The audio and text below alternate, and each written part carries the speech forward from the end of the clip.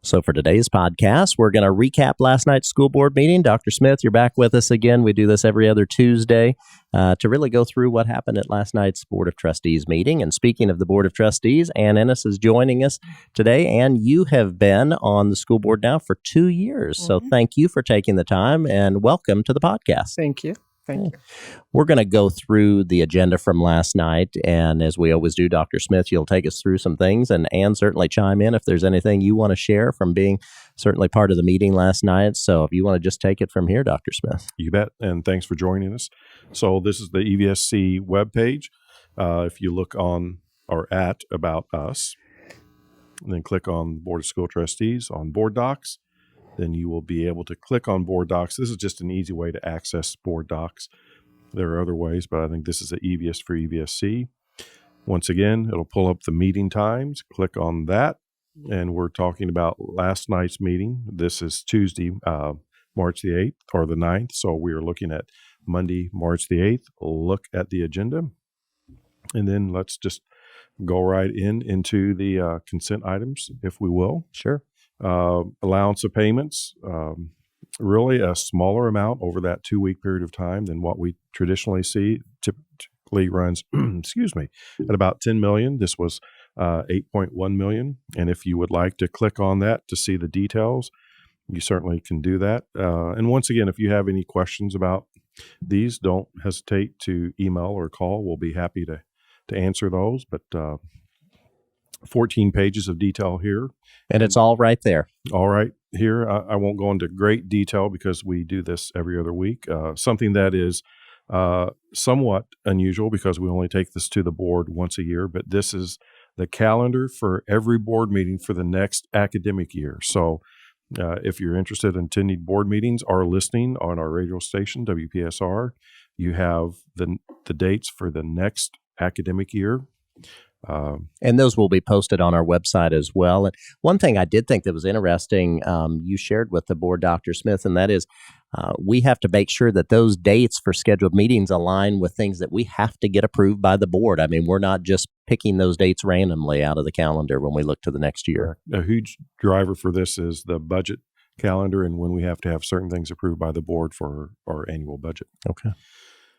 Then grant proposals that we had more grant proposals this time than normal because we were blessed in Evansville to have Public Education Foundation and Rotary grants. So we had a number of teachers apply for those grants this time. And then this is something that's also unique, but due to the inclement weather and the fact that we did not have to make up a set number of days this year. Our employees, when we do have inclement weather, many of our employee groups do not get paid for that inclement weather day, but they do get paid for the makeup day. Since we are not having those makeup days this year and probably in the future, we wanted to make certain that our employees still continue to be paid for those days. Did not want them to have a loss of pay through no fault of their own. No, absolutely. This amount had already been budgeted and appropriated, so we thought that was the right thing to do for our employees. And then consent item 3.06 is, once again, to have the board approve the application to the Department of Ed for the Common School Loan. And we use that primarily for technology purposes. And that's really something the state puts out for school districts to help support their implementation with technology, correct? Yes, and it's, I think, a very wise utilization of funds. The interest on that bond is typically 1% or lower. Okay. So it's a good way to make certain that our students and our staff have access to the latest and best technology for their academic pursuits. Then moving on, we have personnel items. Our recommendations, and certainly you can click on those to see what has transpired. And then the next section would be our action items. And as we do, these items were presented to the board in the previous board meeting so that board members have an opportunity to take a deep dive in this, to ask our staff any questions that they may have, to make certain that they are comfortable with these before they do approve the. And of course, you're referring to these 3 action items last board meeting, the previous meeting, they were listed under information. They were Correct. presented to the board, opportunity for those questions, and now when they're up for action, that means there's actually an official vote taken. Correct. And if I could just say that, Yeah, this please. is really an important thing that we offer the information to action, because it does give the community and constituents and school board members a chance to really look at any kind of input we get from voters and taxpayers or not. And we do a lot of asking around about those in between. I think it really speaks to you all doing your homework and Right. making sure that you're making good decisions based on the information presented and shared, so that you're doing what reflects the community. Right. And I think that a lot of people miss that. They don't see that opportunity. And it's neat. What's nice about these podcasts is to be able to tell people that they do have time in there to make their feelings known. That's a great point. I think a lot of folks have the misconception that board members only show up on Monday night. That is not the case. Certainly work throughout those 2 weeks, solicit a lot of information, input. So we want to make certain that everyone is comfortable with any action that people will vote on, and we'll go to great lengths to make certain that that comfort level is there. And as you're going through these for the rest of the agenda, Dr. Smith, several of these items just happened last night, were presented by Daryl Langermeyer. He is over our facilities, our chief facilities officer. And I know before we started today, Ann, you said as a board member, you want to share the question you get, because you said that is something you get asked frequently. Yeah, speaking to the action item, information item, and then what Daryl was presenting last night in terms of facilities improvements, I was asking Daryl, and he and Dr. Smith both explained in different ways how we assess these facility improvements and things that need to be done. It's not just squeaky wheel, and it's not just throwing a dart at the wall. There's a process, and people have input. Absolutely. We have 5.1 million square feet under roof. So I'll just go ahead and jump into the information items, because we have covered the action items in the previous session. But for instance, information item 6.01, which is consideration to award a contract for AIS Diamond Boiler Project of 2021. That's a big amount of money, nearly $200,000. All of this goes through a process of bidding. So we have contractors that have to meet certain specifications and requirements, and then it's the lowest best bid, most appropriate bid. But for instance, at AIS Diamond, if the squeaky wheel syndrome kicks in and we just are attentive to people want this or want that, then for instance, when a boiler goes out, that's not something that you can just snap your finger and install. So this will be done over the summer months. We are very proactive, and we have preventive maintenance programs as well as many other things. And the assessment and the audit that they do on an annual basis then prioritizes the needs of the entire corporation. Right.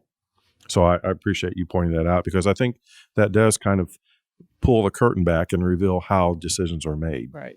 Well, because we'd certainly love to do everything all the time, but there has to be a prioritization, especially when you're dealing with a budget. Well, he mentioned that the amount of capital projects is in excess of 30 million, was it? And that we tend to have 5 million or so to actually do the work. So there has to be this prioritizing. Right. The budget typically calls for about $30 million worth of either personnel costs or renovations, and then also utility utilization. However, when everything gets willowed down, we typically have a budget that is approved by the Department of Local Government Finance for around $23 million. When you put property tax caps in there, then it typically is reduced to under $20 million for personnel costs, which would be custodian or skilled maintenance, do a phenomenal job of keeping all the mechanical systems up and running, our roofer, all of those things. And best practice would, for 5 million square feet, would say that we'd have about $25 million worth of revenue just to appropriate to keep our buildings up and running. That doesn't account for utility and everything else. So we do have to make certain that the dollars that we do receive for capital projects are used in the prioritized and wisest manner possible. So then moving on to item 6.02, this chiller actually serves the entire school for McGarry Middle School, so we will also replace that this summer. So While we're still in the throes of winter, we have everything planned out for summer. So once school is out for our students, then we'll go in and do this very, very important work over the summer. And you will see then the recommendation. So the board will have 2 weeks to consider this, like we do everything with information, and solicit additional information if that would be warranted. 6.03, the same type of setup. This is at Perry Heights Middle School. 6.04, now we're going into roofing. So in addition to this snippet, the board receives the bid tab board, so they can see all of the proposals and the various contractors, and if they met certain specifics or the specifications laid out in the bid, as well as for the roof, then they also have a schematic of the roof so that they see what portions of the roof is being replaced. I think one of the interesting things, too, about these items from last night's information section for a superintendent, for a board member, in terms of facilities, these aren't necessarily those glitzy items that catch your attention. You know, it's not the paint, it's not the floor covering, that type of thing. But you talk about important things when you have buildings to maintain, when you're talking about roofs and HVAC systems and things that our facilities office has to make sure are being taken care of, whether you see them or not, if we want to make sure our buildings last as long as possible. Absolutely. Roofs are incredibly important to us. Important. So 6.04, 05 are both about roofs. 6.06 then would be about the internet access. So we do have a service provider. This would be a 3-year contract. So this goes out also for bids.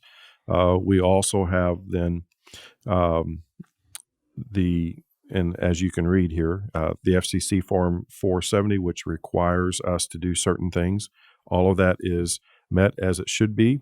So basically, we did have bids from these 4 or 5 providers. They go through a pretty exhaustive rubric. So then all that selection process is in place. Also confirm with legal counsel that things are as they should be. And then that recommendation is made then to the board. And then the last 2 items under consideration for information this board meeting would be policy considerations. One is to update policy 8600, which is transportation, really brings it in line with certain statutory changes. And then item 6.08, the policy for the use of tobacco in school policy, really is here as an update. I think minimal changes, but it was recodified in Indiana code. So we wanted to make certain that the statute and the code citation lined up with our policy.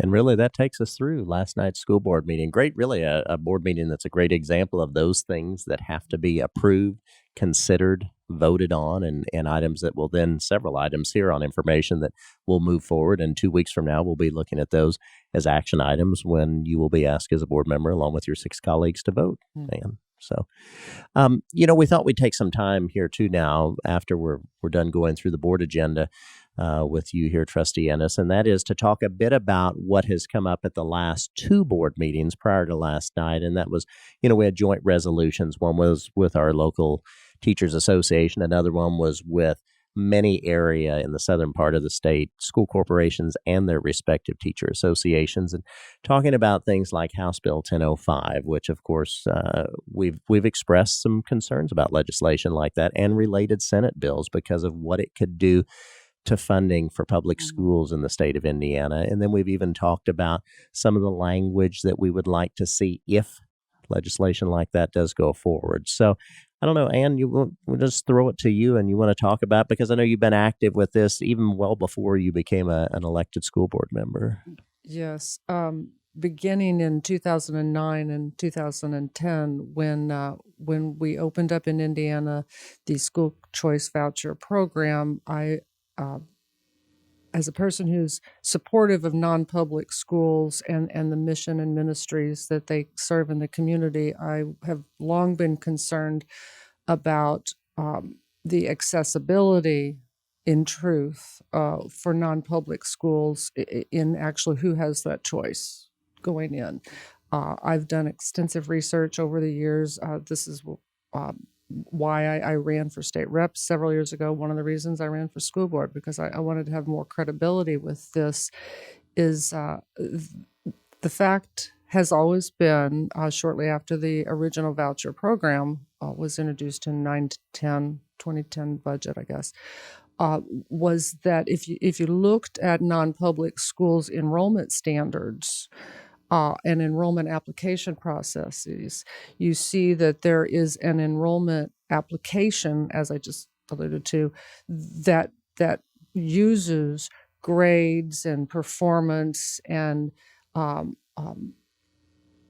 complexity as a tool for if the student would be able to successfully enroll in most non-public schools. And what I've been saying since 2010 over and over is the criteria for a public school, which is a wonderful criteria. That's what the United States is all about, is are you the right age at this particular date? And we're welcoming you into our fold. And we welcome all comers, and to take money away from a school that welcomes a school type across the state that welcomes everybody and works with everybody from the genius to someone who's got some substantial needs is not fair. And really what you're talking about is truly an open enrollment process where a school is open to all. And as you've said before, Dr. Smith, it's where really the family, if legislators are saying the priority is to make sure that students and their respective families get to choose the school, that's what we're advocating for, not the other way around where you may have schools in the state choosing the families.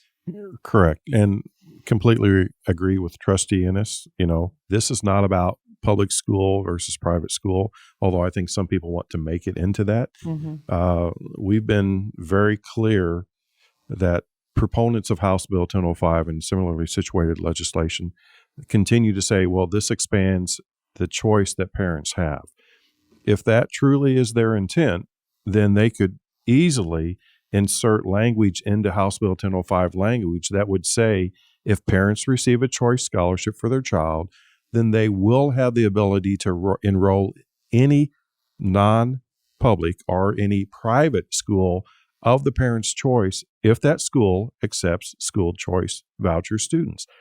Then I think you take any and every argument away, frankly, because and it's a simple fix. And that would be a way for proponents of House Bill 1005 and similarly situated legislation to say, okay, we not only say that we want to provide parents with more options, we're going to ensure that the parents have those options. So parents can choose and not the other way around, not to have the schools choose. And I think... And you're saying that if that language was added into the legislation, if it does become law, into the law, we're not asking for people to revamp their entry standards across the state. We're asking for legislators to make it clear so that really it's consistent at every school that, as you said, accepts choice scholarship vouchers. Right.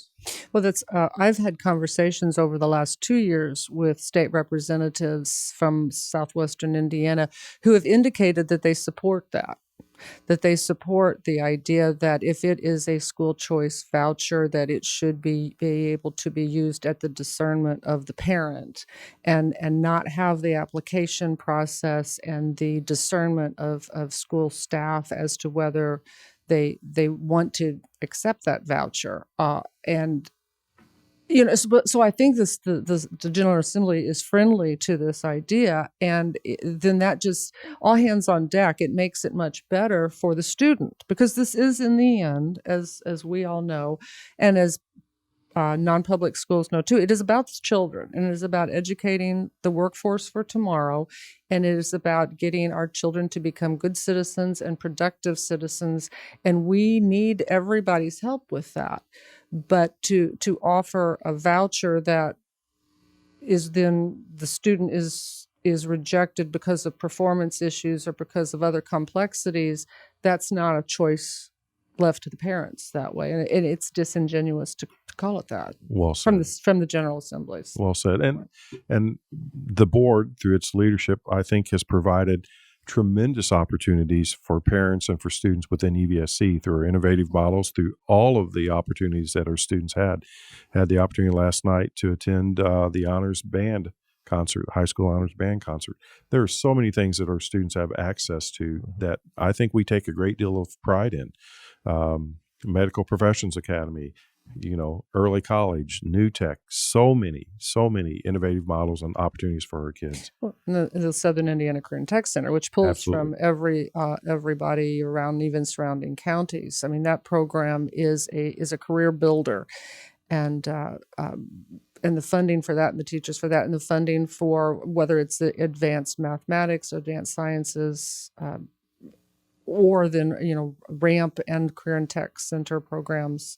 It's important that we have all those funds and that we serve anybody who can apply for those programs. Well, because really at its core, we're talking about funding schools, funding children and families in this state so that we can continue to offer those type of options to match every learning style, every interest style, to make our kids successful, not just here in their current year, but each year thereafter and after school. And the fact is that public schools in the state of Indiana educate 90% or more. I've heard actually higher percentages lately of the K-12 population, and in all its diversity, and that's great. I mean, that is wonderful, and I'm so proud to be associated with a public school system that accepts and works with the diversity from, like you said, the PhDs and National Merit Scholars to students who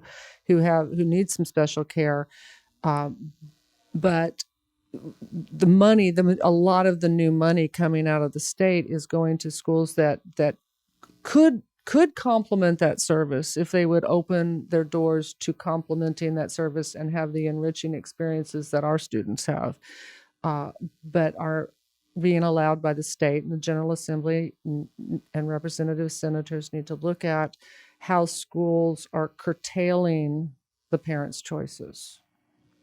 Well said. Yes, definitely. Final thoughts from you, Dr. Smith, as we end this? I appreciate Trustee Ennis being on with us today to share her expertise and her point of view, because I think seldom does the public get to see and have that insight. So I appreciate you taking time to do that. It's also interesting that, unfortunately, I think we have kind of evolved into just the soundbite, and we don't drill down any further than that. Which I think is also problematic. But if people want a soundbite for funding education in Indiana, the soundbite is simply this: please fund us to keep pace with inflation. I think everybody can understand that. There's no hidden agenda there. There is no half truth stated. It is everybody understands, just fund us to keep pace with inflation, something the state of Indiana has failed to do for the last 12 years in a row. Powerful statistic to share that. So, all right. Thank you, Dr. Smith, for sharing that. Trustee Ennis, thank you for coming in. Thank you. We appreciate that. Good conversation today. We'll do this again. Thank you both. Thank you.